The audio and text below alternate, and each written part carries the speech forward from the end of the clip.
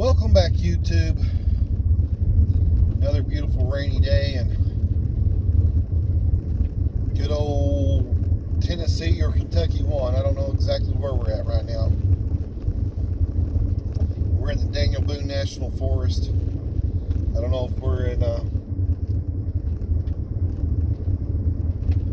Tennessee side or Kentucky side. I'm not sure. But anyway, we've been discussing multiple streams of income for a while. It's time we kind of shift gears. We may stay with that topic a little bit. We're going to shift gears back to the book that really helped me. Now we're leaving the Daniel Boone National Forest. Beautiful country out here, by the way. Used to be a graveyard back up in there. Go back there, and that little road right there. Go up in there, and there's a spot like you can go to a graveyard. But anyway, it's all grown up now. Anyway, enjoying this beautiful scenery. I'm going to go back to the book that really set me on the path for the stock market. Before I'd really heard much about Warren Buffett or anything like that, I was coming from an insurance background, right?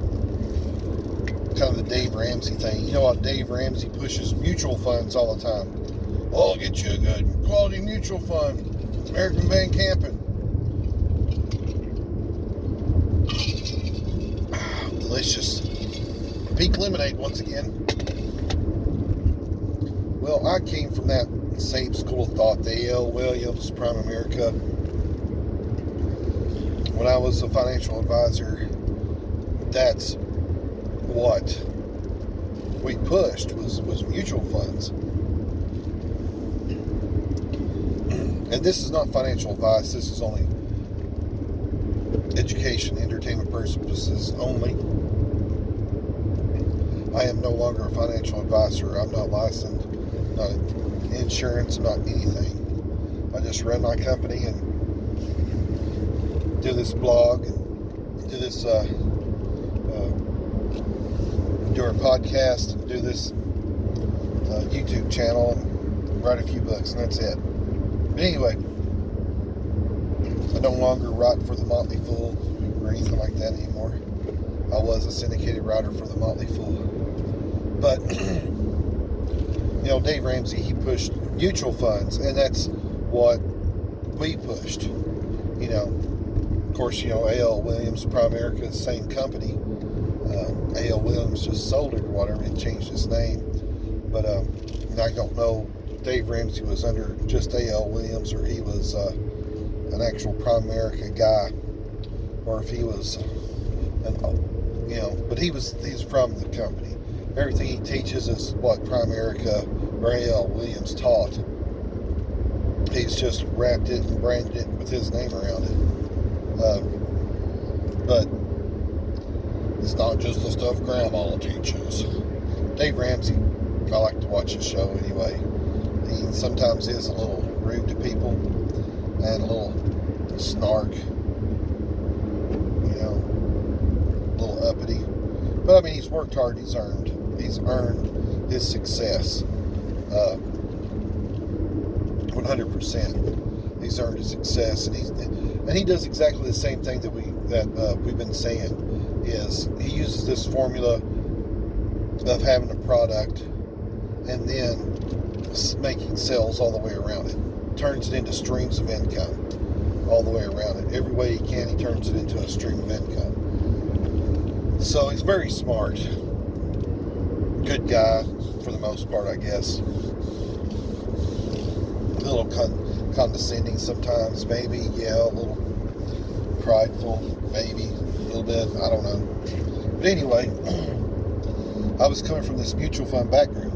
And I was like, oh man, you can get 21% a year or 75% a year. And it's a guy, I'd started a new job at a factory. Because basically when you're in insurance, once you get through your customer base, You're just spending money trying to get customers, and you're spending more than what you're making. That was back before leads.com and all these lead building services would call you up with all these leads, or you could buy all these leads, for sales.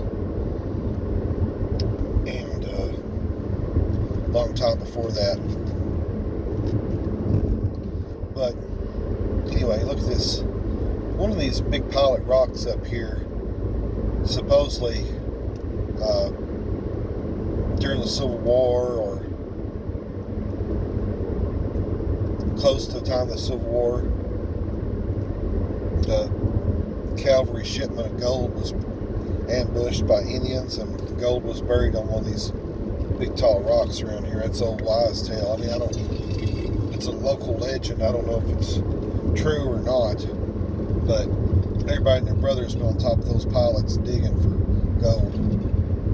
I don't know anybody that's ever found it.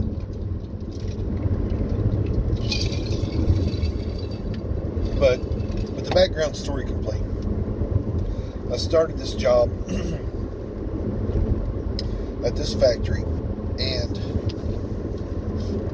I was talking to this guy, and he had started reading this book, and he had started investing in the stock market, and he was making all kinds of money. This guy's name was Ray Caldwell. He's dead now. He passed away. Great guy. Just great. I learned a lot from Ray. Me and him started talking one night, and he's talking about investing. I'm like, hey, I'm investing too. I said, we started talking about, he was talking stocks. I'd never really thought about stocks, because they kept saying, stay out of stocks, because one individual stock's too risky. You want to invest in a mutual fund, so you have security, Well, I was talking to him about that, and how, oh man, you could make like 75% a year and all this stuff, on this stuff. And he's just sitting there grinning, just grinning at me. Now, I wasn't getting, I thought he was just excited to be talking about investing like I was. But he was grinning because he's making 3, 6, 8, 900%. And I'm sitting there talking about 20, hoping to get 20% in a year, or even 75% in a year.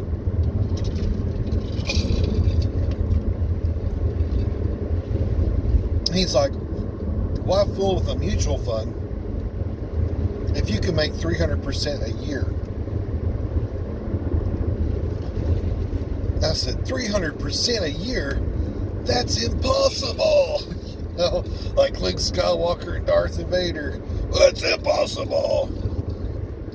He's like, no, it's not impossible. I've already made 350% this year. I'm like, no way. He's like, yes way.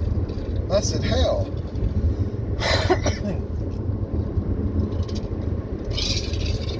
And to the best of my ability of my memory, this is his story to me. He said, I like to read books.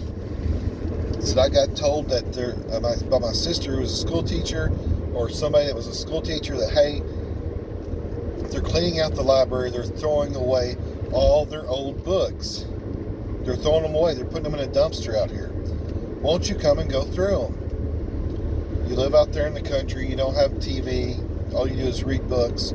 Come and get some of these books. So he did. And he got like a truckload of books, literally a pickup truckload of books. And he took them all home, and he had them stacked up everywhere. He said, well, I was going through them, and said, I found this book that said, how to make the stock market make money for you. And he said, thought, well, that's interesting, so I'll read it. So he started reading that book, and he started implementing the things in that book. And then he told one of his buddies about it, and he bought the book online, and he started implementing the things that he found in the book in it. And then another guy done it, and then another guy, and eventually come to me, and he's telling me about it. And So I get online and I find it, and the book's out of print. There's only so many of them left. And I think I found this on eBay on my copy, and I had to give like $80, but some guys had to give as much as hundreds of dollars for this book.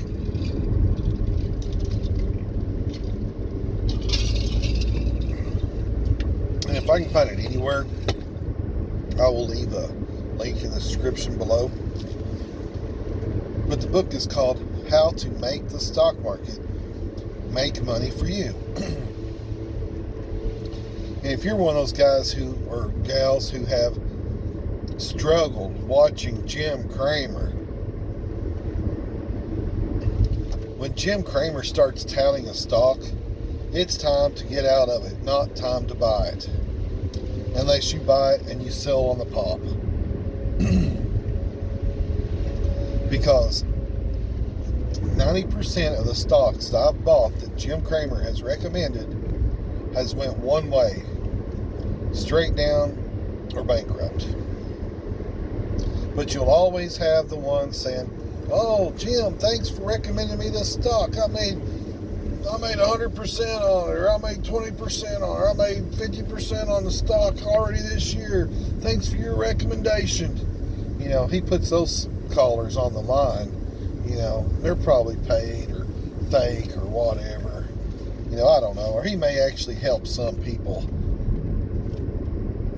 But like Magnum Hunter, I don't know how many other companies that he's recommended over the time that I bought into, and he just really touted how great he was and everything else, went right down to non-existent.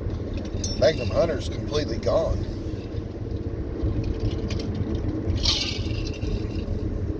Anyway,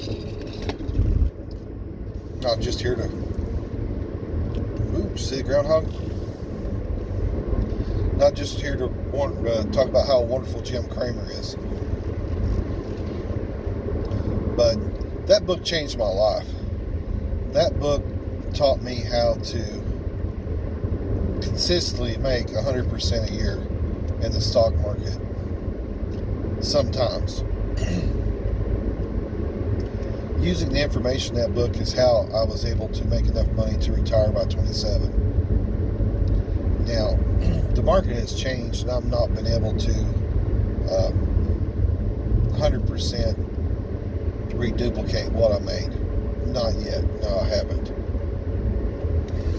Because I've seen the mistakes I made back then. I thought I could consistently be selling stocks, and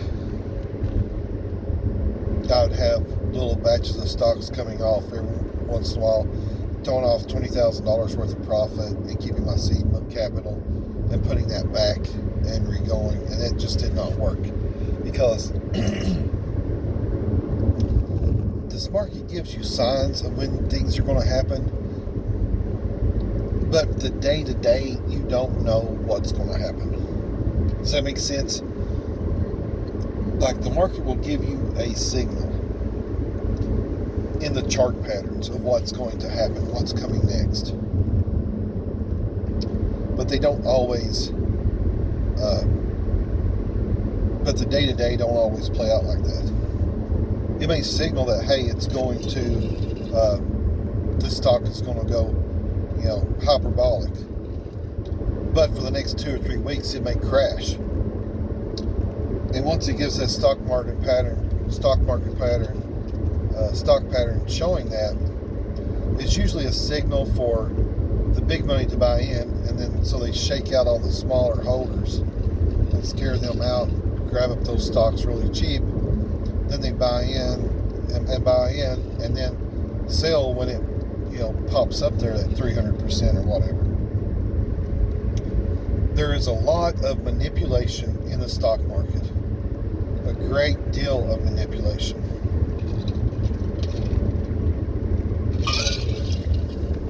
And Ted Warren's book tells you that. It basically tells you turn off CNBC. Turn off all the talking heads and don't listen to them. And that's a great idea. Unfortunately, you don't want to watch Jim Cramer. You just don't want to watch him. You don't want to make the same mistakes I made going that route. But at the same time, I've made some mistakes with the information in that book. You know, he gives you, what kind of percentages you get for so long the stock's been down. And some of that is right. And then some of it don't work like that anymore. One of the things I think that that's not in the book, because the book was written a long time ago, is the part where they manipulate stocks that are not making any money whatsoever. So, you see, like Facebook, Amazon, great companies, by the way. I never invested in Amazon, but I did invest in Facebook. And I sold it, made like 100% on it, but I sold it way too early. Way too early. The same thing with a lot of stocks. I sold way too early that I should have held on to. But, you live and you learn. That's the reason why I focus primarily on monthly paying dividend stocks, because I want that income flowing in so I don't have to sell that position. If the market crashes, oh well, I still got that cash flow coming in from those stocks. And if it crashes low enough, I can start buying more of those stocks. So it's kind of a bonus to you. As long as the markets stay open. As long as the company stays in business too. But if you really want to make some really big gains,